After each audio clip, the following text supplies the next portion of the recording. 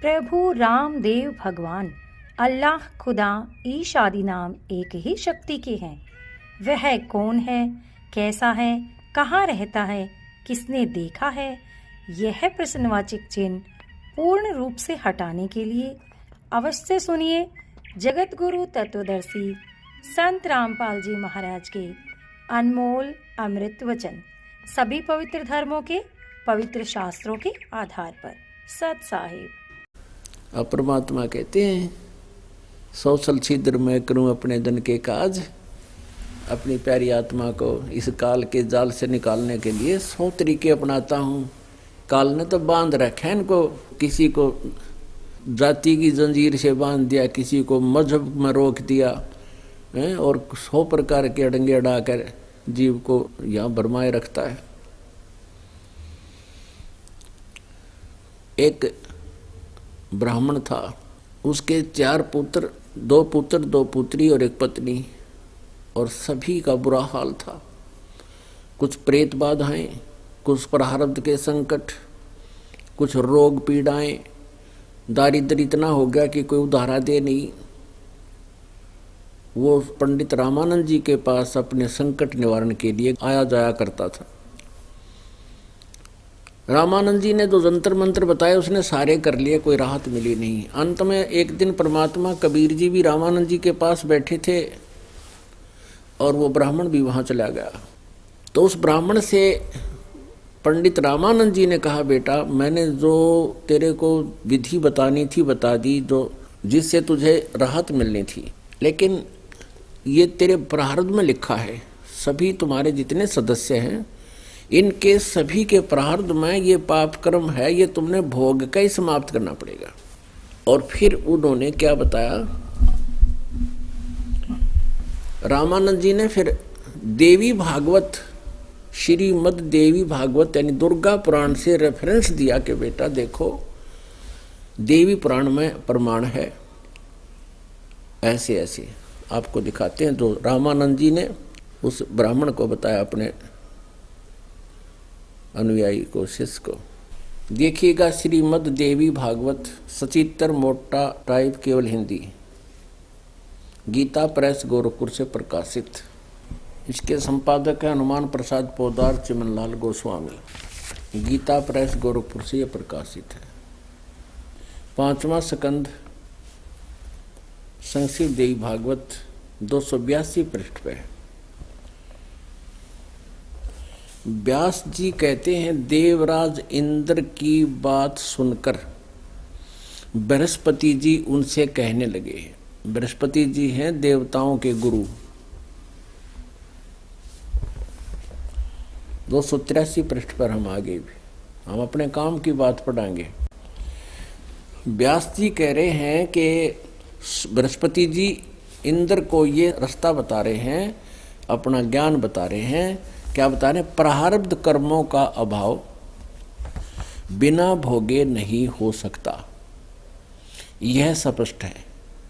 आर्य, संपूर्ण देवता तुम्हारे सहायक हैं, तुम स्वयं भी बुद्धिमान हो, फिर भी जो औनी है वह होकर ही रहेगी, तुम उसे टाल नहीं सकते। ऐसी स्थिति में सुख और दुख की चिंता में नहीं पड़ना चाहिए।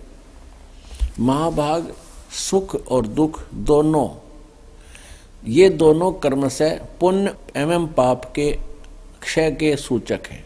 बृहस्पति जी कह रहे हैं कि जो दुख आता है उससे तो पाप अक्षय होते हैं, नाश होते हैं, और जो सुख आता है उससे पुण्य अक्षय होते हैं। ये ऐसे ही समाप्त होंगे, दुख भी भोगने पड़ेंगे और सुख भी। अतएव बुद्धिमान पुरुषों को चाहिए कि वे सुख के अभाव में भी सर्वथा आनंद का ही अनुभव करें। अतएव महाराज, इस अवसर पर सुयोग्य मंत्रियों से परामर्श लेकर विधि पूर्वक यत्न करने में कटिबद्ध हो जाओ, और यत्न करने पर भी जो होनहार होगा वह तो सामने आएगा ही। पुण्यात्माओं, एक विचारकरण की बात है। एक तो इसमें बृहस्पति जी ने यह कहा है कि प्रारब्ध का कर्म तो भोगना ही पड़ता है, और जो प्राणी के सुख हैं उनसे तो उनके पुण्य नाश हो रहे हैं, और जो उन पर आपत्तियां आती हैं उससे उनके पाप नष्ट होते हैं। यो बता के तरीका होया फिर। और फिर क्या बताया है कि बुद्धिमान व्यक्तियों को चाहिए कि वे दुख में भी सुख का अनुभव करें, और दुख तो भोगना ही पड़ेगा। या कोई बात हुई? ये कोई विद्वानों की भाषा है? पुण्यात्माओं, और ऐसे व्यक्तियों से हम प्रभावित थे क्योंकि हमें ज्ञान नहीं था। एक पिंडारा गांव है जींद के पास, डिस्ट्रिक्ट जींद है, यहाँ से 30-40 किलोमीटर की दूरी पर शहर जींद, उसके साथ में एक पिंडारा गांव है, और वहां पर एक तीर्थ है, पिंडारा तीर्थ, जोड़ में दुनिया नहाती है, अपना कर्म बिगाड़ने के लिए जाते हैं। तो वहां पर 2 गीसा पंथी आश्रम है, 2 गीसा पंथियों के, उसमें से एक में सत्संग हो रहा था। तो वहां उन्होंने कई ये साधु संत बुला रखे थे, वो प्रवचन किया करते थे। 2-3 दिन का सत्संग था, पाठ हो रहा था। तो शाम को सत्संग करते उनकी एक स्टेज सी लगा दी जाती थी, तख्त डाल दिए जाते थे। वो 10-12 व्यक्ति जो आमंत्रित थे संत, वो प्रवक्ता सत्संग करते थे, अपने विचार व्यक्त करते थे, श्रोता सुना करते थे। उनमें से एक था, बड़ा विद्वान प्रसिद्ध हो रहा था, सब उसकी चर्चा करते थे, बड़ा विद्वान है ये, और पहुंचा हुआ है, ब्रह्म ज्ञाता है, आत्मज्ञानी है।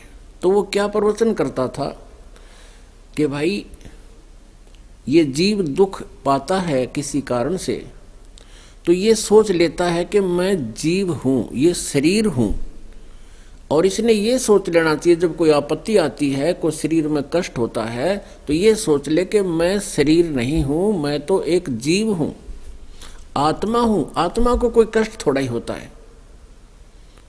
तो भी बोली आत्मा जिन ज्ञान नहीं, वो बड़ा खुशी हुए, वे बिल्कुल सही बात कही महात्मा ने, और सब उससे प्रभावित हो रहे। उसने 3 दिन हो गए न्यू गाटा जोड़े ने, और जो उसके साथी और थे वह उसके सामने फैड हो गए, वह फीके पड़ गए, और श्रोता उसकी बड़ी प्रशंसा करें, बड़ा महात्मा, बात क्या काटे की कहे। अपने आत्मा उसने क्या बताया कि एक समय में जा रहा था, रास्ते में एक व्यक्ति के शरीर में पीड़ा थी, कर रहा था, चिल्ला रहा था। मैंने उससे कहा क्यों रो रहा है? अरे पीड़ा तो शरीर को है, तू तो आत्मा है, आत्मा को थोड़ा ही कोई कष्ट होता है। कहते मेरा इतना कहना था, वो तुम संभल गया और समझ गया, उसने रोना चिल्लाना बंद कर दिया, बस हो गया सुख। हम ऐसे ही अज्ञानता से हम अपने आप को शरीर माने बैठे। अब भगवान ने दया करी उसके अगेला वो बड़ी आत्माओं के ऊपर। अब तीसरे दिन वो सत्संग करके, वो जब उसका सत्संग करने का समय पूरा हो जाता तभी उठ कर अपने कमरे में चला जाता था। बाकी वो लगे रहते पाछे, तो कोई शब्द गाता, कोई अपने प्रवचन करता। तो उस दिन पहले की तरह भी वो जा करके अपना जो कमरा अलग से उसको दे रखा था, उसमें जाकर लेट गया। जाकर लेटा था, आधे घंटे पाछे डांगर की डाल चल रहा है, रोआ बुरी तरह, पेट में पीड़ा होगी, उसका दर्द होगा भयंकर, और रोआ बुरी तरह। जो कर बालक रोया, आयो मर गया, आयो मर गया, खागा दड़ी पक्का बेटी का बाप। तो उधर से वो जो सत्संग करा रहा था वो संत, वो भाग्या गया, भाई क्या होगी महात्मा के, कति बोल रहे नहीं, बुरा हाल, कोई पसूता पीड़ा होगी पेट में जबरदस्त। तो पड़ोसी दूसरे आश्रम में कार थी, वो कार लिया मांग के वो, और उसने डाल के कार में ब्रह्मज्ञानी ने, आत्मज्ञानी ने, और ले गया जींद, 3-4 किलोमीटर था। वो 12 बजे ले गए थे सुबेरा, फिर वो 4 बजे आया हॉस्पिटल में। था वहाँ ग्लूकोसिड इंजेक्शन लग गया। जब उसका पेट का उधर सूल पीड़ा शांत हुई काफ़ी ट्रीटमेंट के बाद, फिर वो आया 4-5 बजे सुबेरे, गाड़ी में से उतरा, इस तरह चाला जैसे बच्चा चाला कर, धीरे धीरे पैर रखे। और जितने उसके साथी जो और संत थे तो वह भी नकली है, पर उस तो दुखी थे वह, किसने हम फेल कर दिए। वो आके कहने लगे महात्मा जी, अरे तू तो आत्मा था, क्यों रो रहा था, क्यों चिल्ला हुआ था? तू तो आत्मा था, पीड़ा तो शरीर को थी, तू क्यों रो रहा था? उन्होंने कहता चुप, यूं कह फिर अंदर चला गया कमरे। तो पुण्यात्माओं, ये तो इसे आत्मज्ञानी है जैसे बृहस्पति ने कहा दुख में भी सुख का अनुभव करना चाहिए। पेट में पीड़ा हो रही हो, सुख का अनुभव करेगा कि चिल्लाओगा? वो तो पेट का रोग शांत हो किसी औषधि से और फिर अनुभव हो सुख का। तो ऐसे ये पाप का कर्म कट्टे जिसके कारण दुख है, तो तब ये सुख होगा, वैसे कैसे से सुख होया करे। तो ये इसे हमारे ऋषि महात्मा थे, यू भी नौका है, बृहस्पति भी वो आत्मज्ञानी है, नौका दुख में भी सुख का अनुभव करना चाहिए और दुख तो भोगना ही पड़ेगा। फिर भगवान की भक्ति की आवश्यकता ही क्या है? इसलिए तब नास्तिक होते चले गए। इन अज्ञानियों से इनको रास्ता मिला नहीं और ना इन्होंने आगे हमें दे पाए। अपनी दंत कथा बना कर ये सदग्रंथ भर दिए। अब आप फिर देखिएगा वही देवी भागवत, ये 283 पृष्ठ पर गीता प्रेस गोरखपुर से प्रकाशित है। ये हमने अभी पढ़ा। यहाँ पर प्रारब्ध कर्मों का अभाव बिना भोग्य नहीं हो सकता, ये बृहस्पति जी की स्टेटमेंट है ये, और इसी को रामानंद जी दिखा रहा है। व्यास जी कहते हैं देवराज इंद्र की बात सुनकर बृहस्पति जी उनसे कहने लगे, ये वार्ता लिखी चल रही यहाँ तक। प्रारब्ध कर्मों का अभाव बिना भोग्य नहीं हो सकता, यह स्पष्ट है। आर्य, संपूर्ण देवता तुम्हारे सहायक हैं, तुम स्वयं भी बुद्धिमान हो, फिर भी जो होनी है वो होकर रहेगी, तुम उसे टाल नहीं सकते। ऐसी स्थिति में सुख और दुख की चिंता में नहीं पड़ना चाहिए। और बता चिंता क्या की? फिर महाभाग सुख और दुख दोनों कर्म से पुण्य एवं पाप के अक्षय के सूचक हैं। जिनको सुख है उनके तो पुण्य नाश हो रहे हैं, और जिनको प्राप्ति आती है उनके पाप नाश हो रहे हैं। उनका होने दो ऐसे ही। वाह भाई वाह। अतएव विद्वान पुरुषों को चाहिए कि सुख के अभाव में भी सर्वथा आनंद का ही अनुभव करें। पेट में दर्द होने को हंसने लग जा, हंस के दिखाओ फिर। अतएव महाराज इस अवसर पर, अच्छा आगे आपको दिखाते हैं 243 पृष्ठ पे, ये राक्षसों के गुरु शुक्राचार्य के विचार दिखाते हैं। ये है 243 पृष्ठ पे और चौथा सकंद, श्री मद देवी भागवत, संक्षिप्त देवी भागवत। व्यास जी कहते हैं प्रहलाद की बात सुनने के पश्चात शुक्राचार्य ज्ञान दृष्टि से सब कुछ देखकर प्रसन्न हो गए। उनका मुख मुस्कान से भर गया। प्रहलाद ने प्रार्थना की थी हमारे बापती आई है, इसको टाड़ो। कहते बड़ा खुश हुआ। उन्होंने दैत्यों से कहा, दानव तुम मेरे यजमान हो, भगत हो, तुम्हें न तो डरना चाहिए और न पाताल में ही जाना चाहिए। अपने सत मंत्रों के प्रभाव से मैं तुम्हारी रक्षा कर लूंगा। देख यहाँ तो डींग मार रहा है कि तुम्हें पाताल में नहीं जाने दूंगा, अपने सत मंत्रों से तुम्हारी रक्षा करूंगा। और आगे फिर तुरंत ही फ्यूज हो रहा है। क्या कहता है? धर्म के मर्मज महाशो, प्राचीन समय में ब्रह्मा जी के मुख से मैंने जो बात सुनी है उसे बता रहा हूँ, सुनो। यह वचन बड़ा ही हितकर, सत्य और अटल है। उन्होंने कहा था होने वाली बातें अवश्य होकर रहती हैं। धरातल पर कोई भी ऐसा सुयोग्य पुरुष नहीं है जो प्रारब्ध को विफल बनाने में समर्थ हो सके। विपरीत समय के कारण इस समय तुम्हारी शक्ति क्षीण हो गई है, अतः एक बार तो तुम्हें देवताओं से परास्त होकर पाताल में जाना ही पड़ेगा। बता कल देख इसकी। यहाँ तो कह रहा है कि व्यास जी कहते हैं प्रहलाद की बात सुनने के पश्चात शुक्राचार्य ज्ञान दृष्टि से सब कुछ देखकर प्रसन्न हो गए। उनका मुख मुस्कान से भर गया। उन्होंने दैत्यों से कहा, दानव तुम मेरे यजमान हो, तुम्हें न तो डरना चाहिए और न पाताल ही जाना चाहिए। अपने सतमंत्रों के प्रभाव से मैं तुम्हारी रक्षा कर लूंगा। और फिर न्यू गए, अब एक बार तो तुम्हें देवताओं से परास्त होकर पाताल जाना ही पड़ेगा। फिर तू के टट्टू कर लेगा जब ये सारा काम हो गया, परास्त भी हो गए, पाताल भी चलेगा। ये न्यो मूर्ख बना रहे थे हमारे को। अपने आत्माओं, रामानंद जी अपना पीछा छुटवाने के लिए उस अपने पंडित शिष्य से जो दुखी था, उसका परिवार कहर से जूझ रहा था, प्रारब्ध कर्म से दुखी था, उसको ये शब्द सुनाकर, देवी भागवत दिखाकर, पढ़ाकर और संतुष्ट कर रहा था। तो उस समय परमात्मा कबीर जी वहां बैठे थे, थोड़ी सी दूरी पर। ये वार्ता वो सुन रहे थे। तब कबीर देव जी ने कहा कि स्वामी जी, मैं आपके बीच में वार्ता में विघ्न डालना नहीं चाहता था, लेकिन मुझसे रुका नहीं जाता। मेरे मन में एक ऐसा प्रश्न आया है, आपकी आज्ञा हो तो बोलूं। अब रामानंद जी ने कहा बोलो बोलो बोलो, क्यों नहीं बोलो। परमात्मा ने कहा, कबीर देव जी ने कहा कि ब्राह्मण एक बात बता, क्योंकि उस समय स्वामी रामानंद जी बहुत बड़े प्रकांड विद्वान माने जाते थे बनारस में,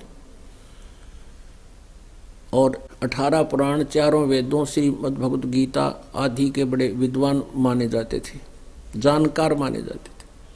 उनका भी बहुत अच्छा प्रभाव था। 1400 ऋषि शिष्य बना रखे थे उन्होंने प्रचार के लिए। उस समय परमात्मा ने कहा कि स्वामी जी, आप वेदों को क्या मानते हो, वेदों को कैसे ग्रंथ मानते हो। तो स्वामी रामानंद जी कहते हैं, वेद तो प्रभु कृत है, भगवान के दिए हुए ग्रंथ हैं, और उसमें जो लिखा वो सत्य है, वो सत्य वस्तु है। और फिर परमेश्वर ने कहा कि जो पुराण क्या चीज है। कबीर साहब ने प्रश्न किया, स्वामी जी ये पुराण क्या चीज है, आप इनको क्या मानते हो। तो स्वामी रामानंद जी कहते मैं इनको भी सत्य मानता हूं। तो परमेश्वर ने कहा, कबीर जी ने कहा कि जो गॉड गिवन ज्ञान है वो ज्ञान सत्य है, और जो पुराण है वो किसका ज्ञान है, ये ऋषि और महर्षि और इन शुक्राचार्य और ब्रह्मा और इनका विश्वामित्र, वशिष्ठ और मार्कंडे, इनका अपना अनुभव है। रामानंद जी स्वीकार कर रहे, ये बात सत्य है आपकी। तो जो ज्ञान इनका अनुभव और वेदों से मेल नहीं खाता, जो भगवान के दिए हुए ज्ञान से मेल नहीं खाता, तो व्यर्थ हुआ। रामानंद जी ने स्वीकृति देनी पड़ी, कहा वो तो गलत हुआ। फिर आप वेदों को देखें, यजुर्वेद 8वें अध्याय के 13वें श्लोक में स्वामी जी लिखा है कि परमात्मा घोर पाप कर्म को भी नाश कर देता है। अब रामानंद जी ने पढ़ जरूर रखे थे। कहते हैं, गुरु बिन काऊ न पाया ज्ञान ना जो थो था भूषण मूड खिसाना। गुरु बिन वेद पढ़े जो प्राणी, समझे ना सार रहे अज्ञानी। रामानंद जी ने तुरंत वेद निकाले।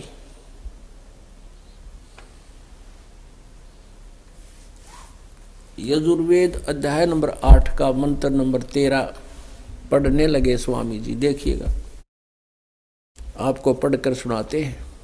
यजुर्वेद ये है महर्षि दयानंद सरस्वती कृत, प्रकाशक हैं सार्वदेशिक आर्य प्रतिनिधि सभा, महर्षि दयानंद भवन, रामलीला मैदान, नई दिल्ली से। महर्षि दयानंद ने इसका अनुवाद किया है।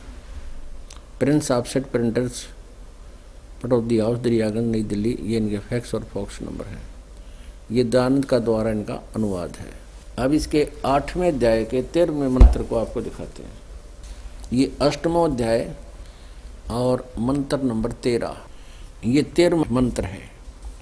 इसमें लिखा है कि देव कर्तस्य एनस्य अवजनमसि, मनुष्य कर्तस्य एनस्य अवजनमसि, पितृ कर्तस्य एनस्य अवजनमसि, आत्म कर्तस्य एनस्य अवजनमसि, एनस्य एनस्य अवजनमसि।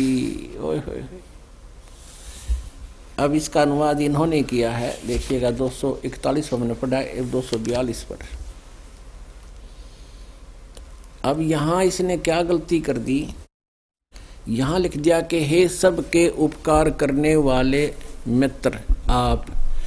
अब पाठक ये सोचते रहे कि ये कोई मित्र के विषय में जानकारी है, भगवान का विषय नहीं है, क्योंकि यही बीमारी, यही समस्या इन सभी कलयुगी ऋषियों के साथ और सतयुग से लेकर आज तक के ऋषियों के साथ बनी रही कि ये वेदों को समझ नहीं सके और अपने अनुभव से जनता को अज्ञान से रंग दिया। इस दयानंद का भी ये अनुभव है कि पाप कर्म नहीं कटते, भोगने ही पड़ते हैं। पुण्यात्माओं, वेद हैं गॉड गिवन। वेदों का आधार मानकर जिन्होंने अपना अनुभव वेदों के नाम पर जो पुस्तक लिखी है और वो वेदों से नहीं मिलता तो वो अज्ञानी है, उनकी वो अज्ञान सोच है, वो व्यर्थ है। अब देखिएगा, ये सत्यार्थ प्रकाश लिखा है महर्षि दयानंद कलियुगी ऋषि ने। इसके विषय में क्या लिखा है? अथ सत्यार्थ प्रकाश है, वेद आदि विविध सदशास्त्र प्रमाणई संविनतः। क्या कहता है? वेद आदि विविध प्रकार के सदशास्त्रों के प्रमाणों के साथ इसकी सत्यार्थ प्रकाश की रचना की है। किसने की है? श्रीमत परमहंस परिव्राजक आचार्य महर्षि दयानंद सरस्वती स्वामी विरचित है। अब देखो कितनी उपमाला रखी, इसके अंदर अड़ंगा भर रखा है, वेदों के विरुद्ध ज्ञान है, वेदों का नाम लेके। ये कहाँ से प्रकाशित है और कहाँ से ये मुद्रित है, कहाँ से छपा है? प्रकाशक है वैदिक इति मंडल, दयानंद मठ, दीनानगर, पंजाब से। ये प्रिंटर हैं, इसके मुद्रक हैं आचार्य प्रिंटिंग प्रेस, दयानंद मठ, गोहाना मार्ग, रोहतक से। इसके 7वें समोल्लास में 7वां समोल्लास 163 पृष्ठ पे प्रश्न किया। महर्षि दयानंद से किसी ने प्रश्न किया, ईश्वर अपने भक्तों के पाप क्षमा करता है व नहीं? उत्तर नहीं, क्योंकि जो पाप क्षमा करे तो उसका न्याय नष्ट और सब मनुष्य महापापी हो जाएं, क्योंकि उनको पाप करने में उत्साह और निर्भयता हो। जैसे कोई राजा अपराधियों के पाप क्षमा करे तो वे अधिक से अधिक अपराध पाप करने लगे, और जो अपराध नहीं करता वह भी अपराध करने से न डरेगा। इसलिए सब कर्मों का यथावत फल देना ईश्वर का काम है, क्षमा करना नहीं। क्षमा करो चाहे नाश कहो। पुण्यात्मा, ऐसे ऐसे नकली महर्षियों ने जनता का बट्ठा बैठा रखा है। ये नाम ले थे वेदों का कि हम वेदों के ज्ञाता हैं, वेदों को जाना है और वेदों के आधार से हम ज्ञान बता रहे हैं, और अपने ज्ञान जो उन्हें सारे जीवन में संग्रह किया था अपनी पुस्तक में लिखिए। ये सत्यार्थ प्रकाश समझो या दयानंद समझो, एक ही समझो इसको। उसने सारे जीवन में जो अड़ंगा इकट्ठा किया था, ग्रहण किया था, और वो इसमें लिख कर चलेगा अपनी अनुभव। अब जैसे पहले जिसका ये विधान भी गलत है कि राजा यदि अपराध क्षमा कर दे सब अपराधी हो जाएं। जैसे पीछे पंजाब के अंदर भ्रमित बालक, नौजवान बच्चे उग्रवादी हो गए थे, तो फिर सरकार ने उनसे ऐलान किया था कि भाई पीछे तुमने जो अपराध कर लिए सो कर लिए, आगे से तुम मुख्य धारा में आ जाओ, तुम्हारे सब अपराध माफ कर देंगे। तो उन्होंने सब ने समर्पण कर दिया था और पिछले उनके सभी अपराध माफ कर दिए थे, और वो मुख्य धारा में आकर नेक आदमी बन गए, अपराधी नहीं रहे, उग्रवादी नहीं रहे। अब आपको वेदों के अनुसार दिखाते हैं भगवान की महिमा वेदों में वर्णित है, और वेद जो है वो सत्य है। ये खुद भी मानता है कि वेद सत्य वस्तु है। ये देखिएगा, इसी का ये दयानंद का अनुवादित है ये यजुर्वेद, और ये खुद कहता है वेद सब सत्य विद्याओं का पुस्तक है। महर्षि दयानंद, जब वेद सत्य है तो सत्यार्थ प्रकाश असत्य है, जो वेदों से नहीं मेल खाता। तो अब देखिएगा, अब इसने वहां लिख दिया सत्यार्थ प्रकाश में परमात्मा पाप नाश नहीं करता, क्षमा नहीं करता, और वेदों में ठोक के लिख रखा है भगवान पाप नाश कर देता। तो इसने यहाँ अपनी सोच अड़ा दी कि कोई पढ़ेगा तो नो सोचेगा ये मित्र के विषय में लिख रखा है, लेकिन मित्र का अर्थ भी इसने स्वयं किया सत्यार्थ प्रकाश में कि परमात्मा को मित्र भी कहते हैं। अभी दिखाते हैं, वो भी दिखाना पड़ेगा आपको। फिर से वो सत्यार्थ प्रकाश दिखाते हैं जो दयानंद की रचना है, उसका अपने अनुभव की पुस्तक है। उसमें इसने मित्र शब्द का अर्थ किया है कि जहां मित्र शब्द हो परमात्मा का ग्रहण करें। देखो सत्यार प्रकाश प्रथम समोल्लास, ये वही सत्यार प्रकाश है और इसके प्रथम समोल्लास में और पृष्ठ नंबर 18 पे ये प्रथम समोल्लास है और सत्यार्थ प्रकाश पृष्ठ नंबर 18 पे यहाँ लिखा है कि जो सबसे स्नेह करे और सबको प्रीति करने योग्य है वह परमेश्वर सबका सच्चा मित्र है। इससे परमेश्वर का नाम मित्र है। ठीक है, अब इन्हीं की थ्योरी से इन्हीं के अनुवाद को लेते हैं। अब आपने अपनी आंखों देख लिया, सत्यार प्रकाश के प्रथम समोल्लास में स्वयं कह रहा है कि भगवान सबका मित्र है, इसलिए मित्र शब्द से परमेश्वर ग्रहण होता है। मित्र का अर्थ परमेश्वर है। तो यहाँ इसने परमेश्वर ना लिखा कि पहले तो कोई पढ़े कोई ना इस वेदों के इसके अनुवाद ने सर में दर्द हो जाए, फिर भी कोई थोड़ा बहुत ठीक करने की चेष्टा की, वहाँ इसे इसने अपनी या एक चाल दी, राजनीति प्रयोग की। अब यहाँ मित्र माने परमेश्वर पढ़ेंगे हम इन्हीं के शब्दों में। देखिएगा ये वही यजुर्वेद है जो अभी आपको दिखाया था, सार्वदेशिक आर्य प्रतिनिधि सभा द्वारा इसे प्रकाशित है, यहाँ से प्रकाशित है, यहाँ से ये छपा है, मुद्रित है। 8वें अध्याय का हम 13वें मंत्र का अनुवाद महर्षि दानंद द्वारा किया हुआ पढ़ रहे हैं। ये 241 पे, अब 242 पे हम पढ़ेंगे। ये 242 पे। हे सबके उपकार करने वाले परमेश्वर आप, हम परमेश्वर कहेंगे इसको, दान देने वाले के देव कर्तस्य, दान देने वाले के, एनस्य माने अपराध के, एनस्य माने अपराध के, एनस्य माने अपराध पाप के, पाप कहो अपराध को। एनस्य शब्द देखना हमने संस्कृत का, एनस्य माने पाप, एनस्य माने अपराध, एनस्य माने पाप।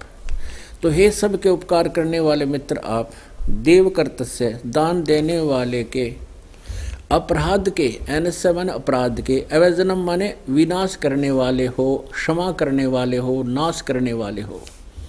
मनुष्य कर्तस्य साधारण मनुष्यों के किए हुए, एनस्य माने अपराध के, विनाश करने वाले हो।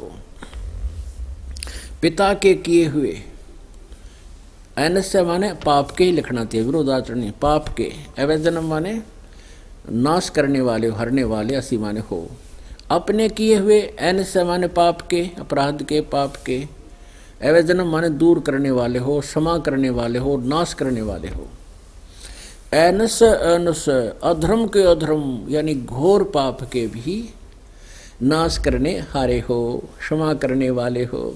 जानता हुआ मैं जो कुछ भी धर्म आचरण किया करता हूँ, अधर्म आचरण यानी जो पाप किया करता हूँ वह करूँ, अनजान में जो कुछ भी किया करता हूँ या करूँ, उस सर्वस्व माने सब के, सब एनस्य माने पाप के,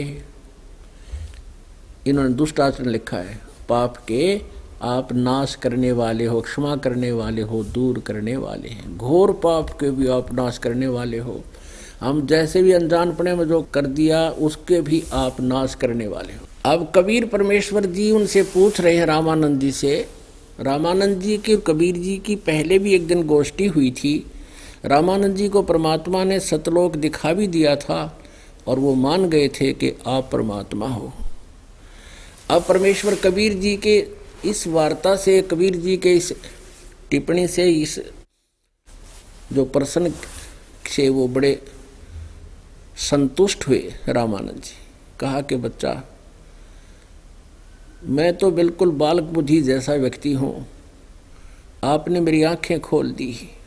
मनुष्य जीवन अनमोल है, इसे ऐसे ही व्यर्थ न गवाएं। जगत गुरु तत्वदर्शी संत रामपाल जी महाराज से नाम दीक्षा लें और अपना कल्याण कराएं। ऐसे ही आध्यात्मिक वीडियो देखने के लिए हमारे चैनल गुरु गोविंद चैनल को सब्सक्राइब करें। बोलो सतगुरुदेव की जय।